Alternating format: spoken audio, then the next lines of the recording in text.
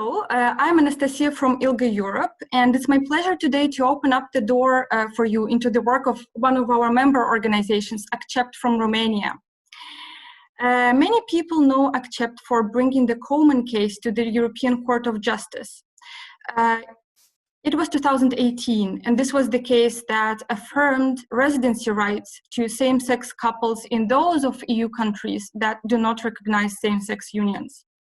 Since then, ACCEPT have done a lot of other important work at the European level, yet we know that at the heart of such groundbreaking litigation and other policy change work always lies a vibrant and strong local LGBTI community. So here with me to talk tonight about this core people-centered element of activism is Teodora Ion-Rotaru, Executive Director of ACCEPT. Welcome, Teo. Hi, Anastasia. Thank you for inviting me to talk about the work that we do. And I hope that everybody has a wonderful Equality Gala tonight. Thank you. We wanted to talk with you tonight because since the very beginning of the COVID-19 crisis, ACCEPT has been very vocal about the impact that the crisis has had on LGBTI people. Could you tell me a little bit more about the challenges that you've seen emerge and the difficulties that surfaced for LGBTI communities since the crisis has deepened? We at ACCEPT try to understand the impact of the COVID pandemic before it actually hit Romania and caused the lockdown in which the country was for a number of weeks. Basically, what we feared most happened, the fact that the most vulnerable and marginalized communities within the LGBT community would be affected the most. And we understood very fast that what's more likely to happen, not necessarily people dying from COVID-19, but rather dying of hunger or being displaced, not being able to have a place to live, were the most immediate and grave dangers. We were lucky enough to be able to support for the 3 months in which the country was in self-isolation and had very strict measures regarding movement of people. We were able to support 50 LGBT persons who are part of vulnerable communities, who are sex workers, who were elderly and who required support, artists or other people with a very unstable income. So we were able to support 50 people for basic food and the like, but the situation remains very serious. The jobs lost because of the pandemic are still not available for people, and those who have a hard time earning a living have a hard time earning a living even more right now. We were also in the situation to support the families that have been displaced in Europe because of the lockdown and who could not return in Romania because Romania didn't recognize their family status and their relationship. We are assisting currently 2 such families who have been married for quite some time, who have been living abroad, but who are in, to a certain extent, situations similar to that explained in Coman, and are facing the inability to move back to Romania because Romania is actually not recognizing and not implementing the Coman decision. We saw the Coman decision being implemented in places such as Poland or in Lithuania or in Bulgaria, where it's recognized there, but unfortunately immigration authorities and public governmental authorities in Romania still don't enforce it, which meant that, for instance, one couple comprised of a Romanian and a Brazilian were left stranded in Austria for 3 months, and eventually, after the borders reopened, had to move back to Romania, and the Brazilian went back to Brazil, currently being separated for an unclear amount of time. Yeah, I see. I hear from a lot of our member and partner organizations across Europe and Central Asia that they had to very swiftly and urgently, like you did, step up and become a sort of first responders in cases when the existing policies are not implemented or the policies and social protections for LGBTI people are simply not in place.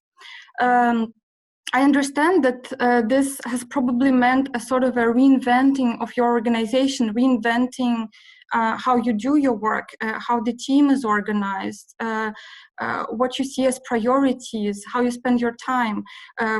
What did it look like, for you inside the organization to reinvent your work and your team as you went on responding to the basic needs?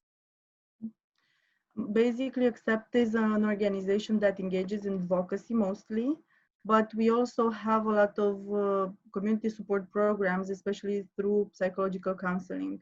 These were the first services that we moved online because we wanted them to continue to be accessible for youth, for community members that desperately need to have this type of support.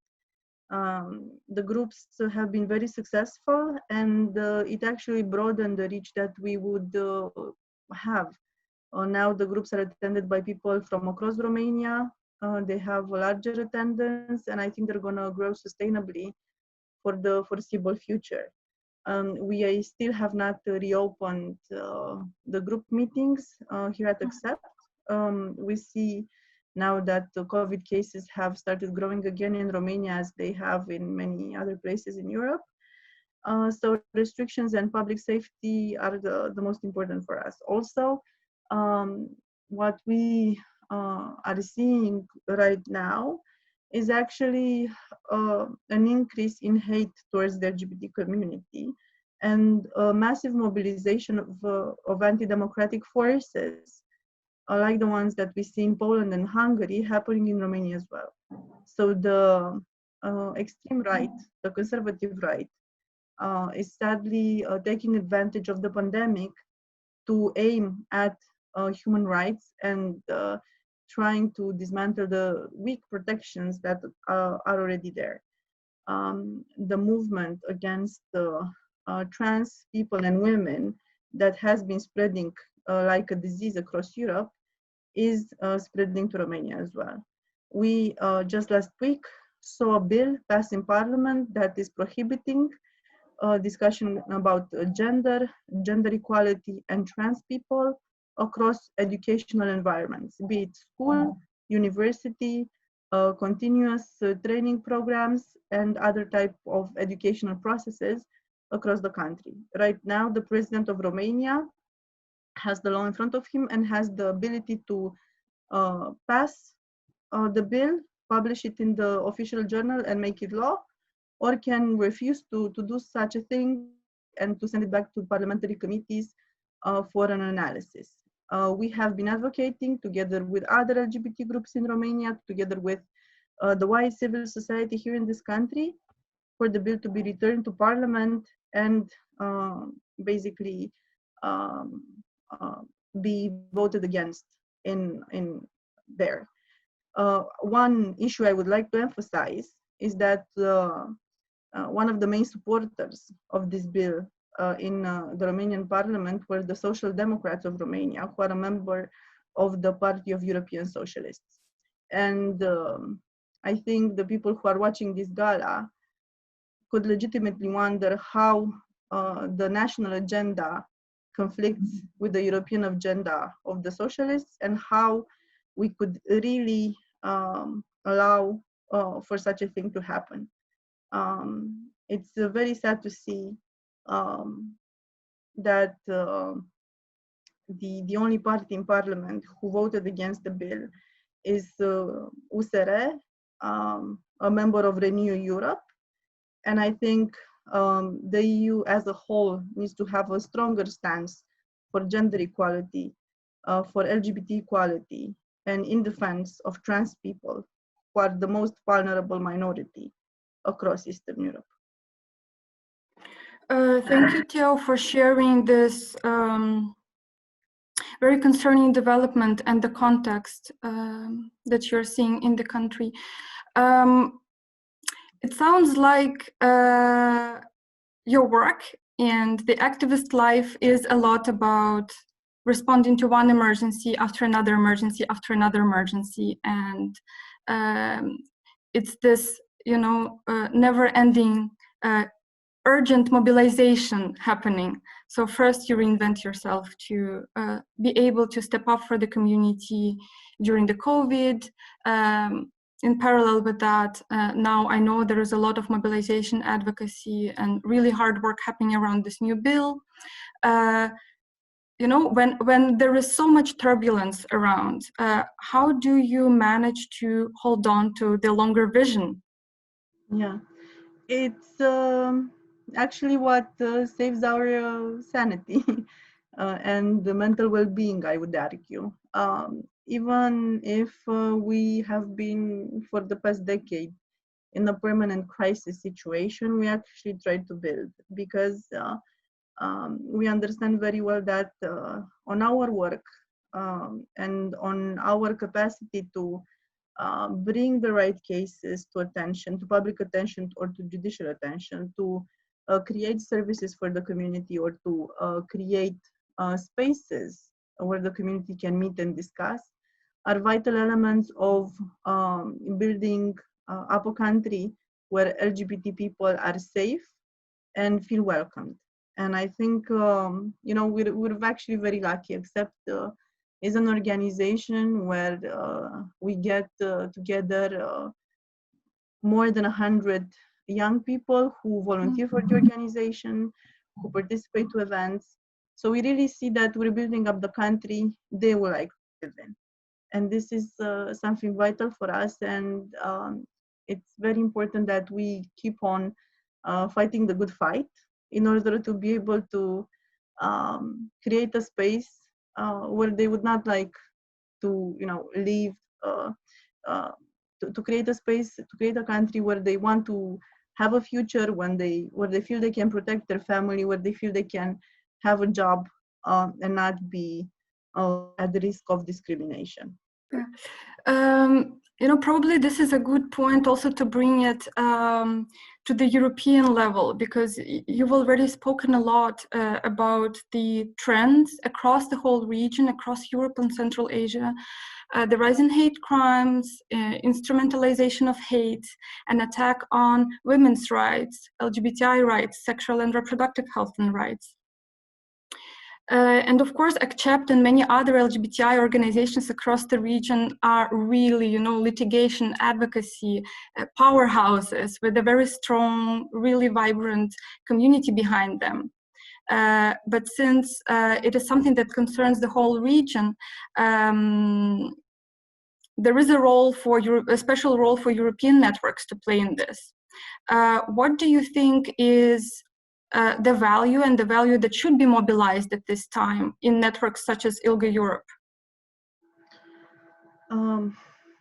I think it's we always live in a type of a competition of issues, problems, and resources. Of course, every single country deals with its specific problems, and we would like that the situations we have to deal with on a daily basis are known to the entire network of organizations, are known to other European level authorities.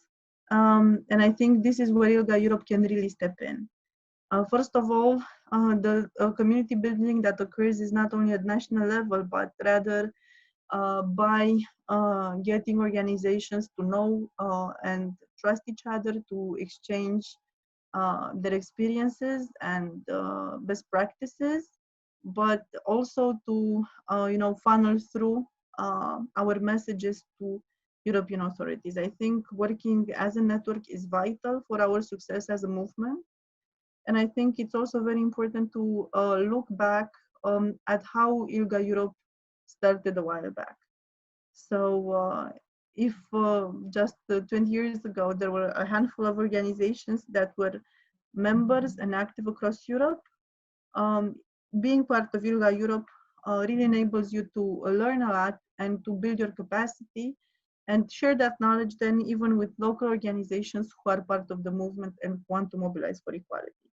Because what we have really seen in the past few years in Romania, at least since the referendum campaign that failed in 2018 started, we saw that local level mobilization, the simple conversations people have, are very important to create an awareness of the LGBT community.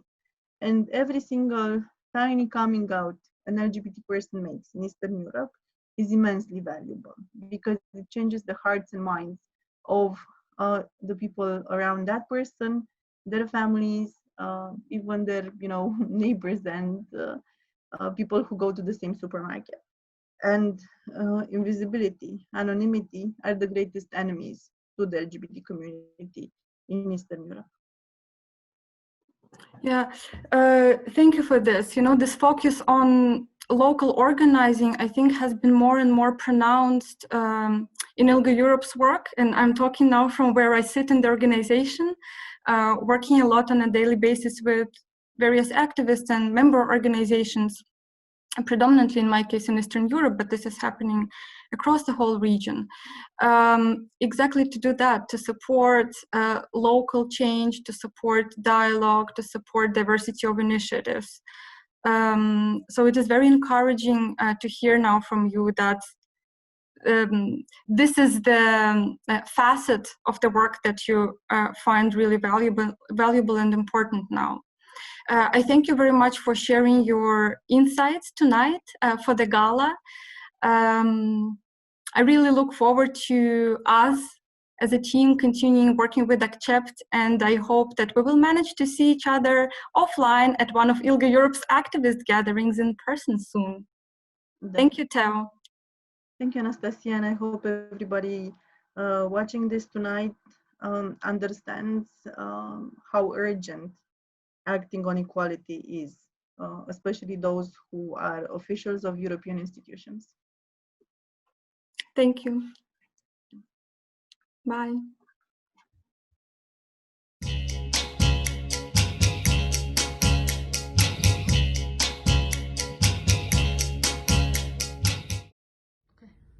It is really breaking my heart that we cannot be at the ILGA Equality Gala together this year, dancing and celebrating. But the reasons for that are very understandable. Still, I wanted to tell you that despite the challenges that we are facing when it comes to LGBTI rights, namely, for example, the attack on trans rights in Hungary, or the LGBTI free zones and the hate speech towards LGBTI people in Poland, we also have a lot of reason to celebrate.